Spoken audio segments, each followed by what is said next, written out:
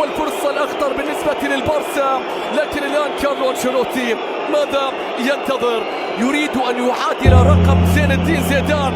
استمع إلى الصوت، كروس عرضية، الكرة بتتحول، تعود مرة أخرى، سريعة مرتدة، طالت الكرة ووصلت بعد ذلك من جديد عن طريق رودريغو في مكان، وصلت إلى ناتشو، وصلت بعد ذلك إلى توني كروس في نص الملعب، فيها تمريرة إلى تشواميني بيلعب الكرة في مكان إلى كارفاخال، وصلت بعد ذلك إلى روديغار. بعض الهدوء الذي ربما يسبق الكلاسيكو، لا يحتاج إلى أن نقول العاصفة. الله على بيلينغهام، الله على فينيسيوس، يتقدم حتى الله.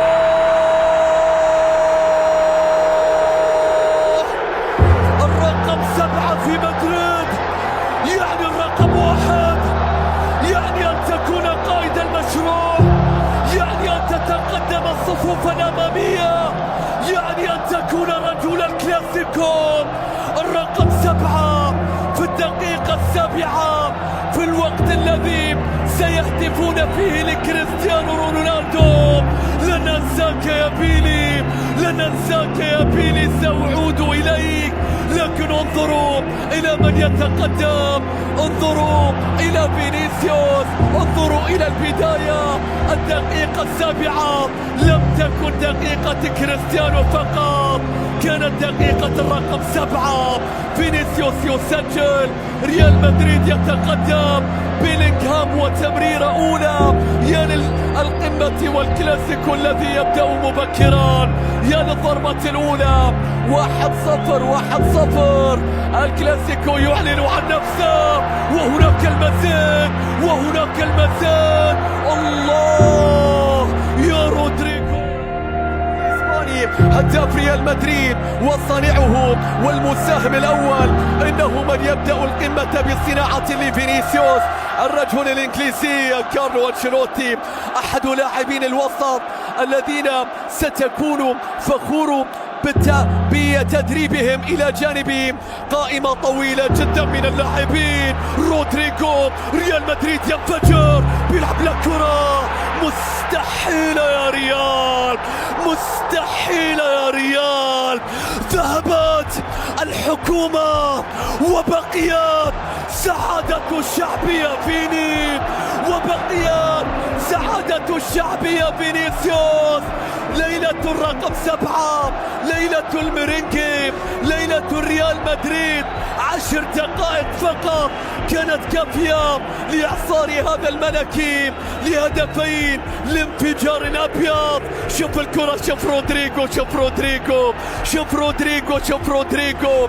الانطلاق، دفاع البارسا يقع في المحظور. الكرة البينية، فينيسيوس يسجل هدفين، وكأنه يقول ذهبت الحكومة لكن بقيت سعادة الشعب. 2-0 مشاهدينا متابعينا. ريال مدريد ب10 دقائق مجنونة، ريال مدريد ب10 دقائق مرعبة، ب10 دقائق يقدمون فيها شكلا هجوميا، وكأنهم يريدون حسما كبيرا لهذا السوبر ولهذا الكلاسيكو. نو اوفسايد، لا يصدق البرشلوني نفسه في هذه اللحظات، لا يصدق أن هذه البداية، لا يصدق هذا الارتباك، لا يصدق هذه الأوقات. الكرة تعود مرة أخرى. فريق ريال مدريد بهدفين مقابل هدف. هل سبق وأن حضرت هذه النتيجة في نهائي السوبر بينهم؟ كثيرا نعم. في 88 هدفي باكيرو بالنسبة للبارسا، وهدف بوترادينيو لريال مدريد. وفي 2000 وفي 97 أيضا حضرت هذه النتيجة. والآن حارس المرمى يتلقى عندما فاز برشلونة بهدفي جوفاني ونادال، وسجل راؤول هدف ريال مدريد في تلك المباراة. نتذكر أيضا في 2012 هيغوايين وكريستيانو سجلوا لريال مدريد، ميسي سجل هدف البارسا في تلك المباراة. 2-1 تحضر هذه النتيجة الآن، والكرة بتتحول مرة أخرى.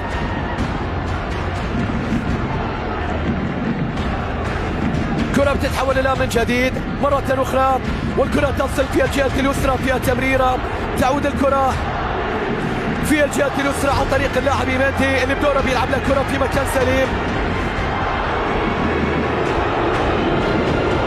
عادت إلى تشواميني.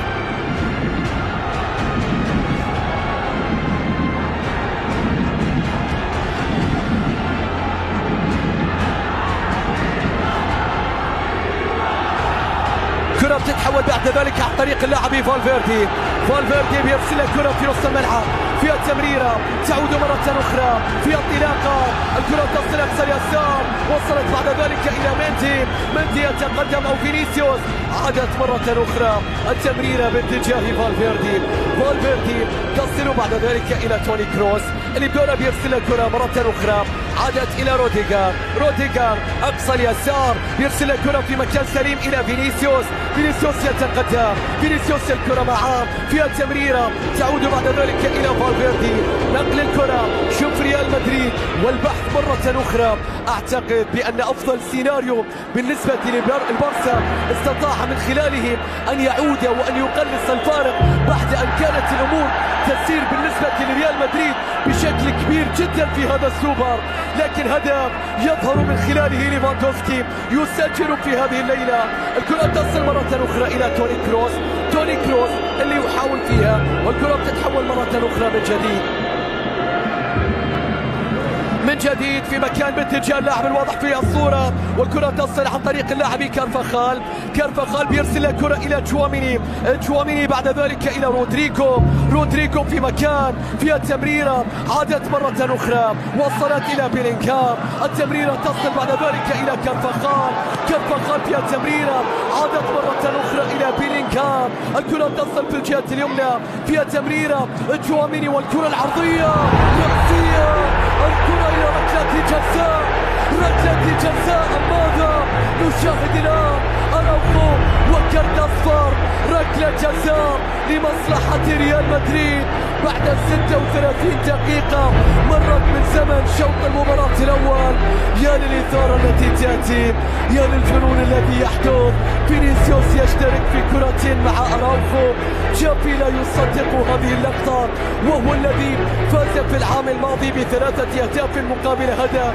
شوف أراوخو يد اليسرى في حالة إهمال، شد بالنسبة لفينيسيوس، سقوط فينيسيوس في منطقة الجزاء في لقطة بالتأكيد ربما كان من الممكن بأن يصل إليها أراوخو، لكن الكرة أيضا بتتحول إلى ركلة جزاء بالنسبة لريال مدريد، والفار سيكون في الحديث الآن. نشوف ونتابع هذه اللحظات، ركلة الجزاء مشاهدينا متابعينا. هل ستكون بالنسبة لفينيسيوس ركلة الجزاء هاتريك؟ هل يكون في حضور لاعبي ريال مدريد السابق بالتأكيد سيدور الذي يشاهد ويتابع هذه اللحظات؟ الآن نشوف هذه الأوقات، هذه اللقطة، هذه اللعبة عن طريق فينيسيوس، هاتريك تاريخي سيكون من خلاله فينيسيوس على موعد.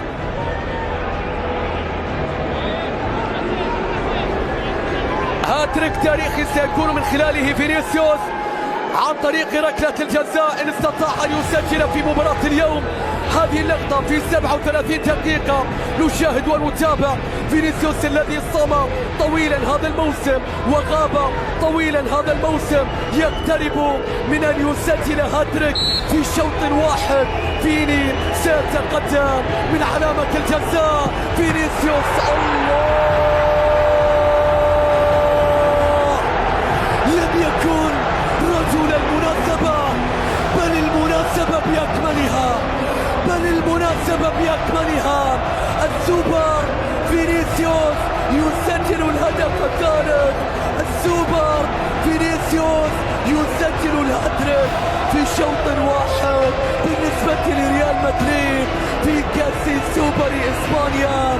الرقم 7 قلب كل شيء في شوط واحد وسجل الأهداف الثلاثة من علامة الجزاء يسجلها فينيسيوس. هذه الكرات التي ارتطمت بالعارضة في الصيف يا فينيسيوس، هذه الكرات التي ارتطمت بالعارضة الآن كلهم في المرمى، في الودية دعها في العارضة، في الرسمية فلتكن هنا في هذا الشباك، في هذه الشباك أمام كل هذه المدرجات. هذا تشافي 3-1.